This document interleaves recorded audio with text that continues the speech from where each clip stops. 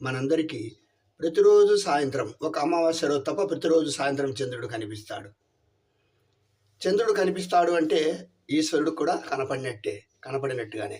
ఎందుకంటే మనందరికీ తెలుసు, ఈశ్వరుడి తల మీద చంద్రుడు ఉంటాడు, ఈశ్వరుడి పైన చంద్రుడు ఉంటాడు. అంటే చంద్రుడి కింద ఈశ్వరుడు ఉన్నట్టే.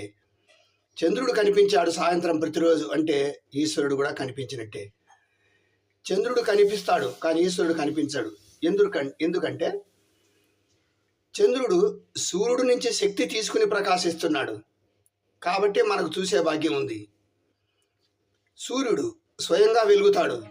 మధ్యాహ్నం సూర్యుని కళ్ళు తెచ్చి చూడలేం.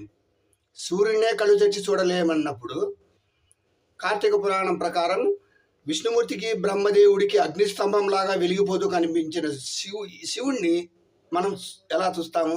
చూడలేము. మనకు పరమేశ్వరుడు కనపడకున్నా కూడా చంద్రుడి కింద పరమేశ్వరుడు ఉన్నట్టే.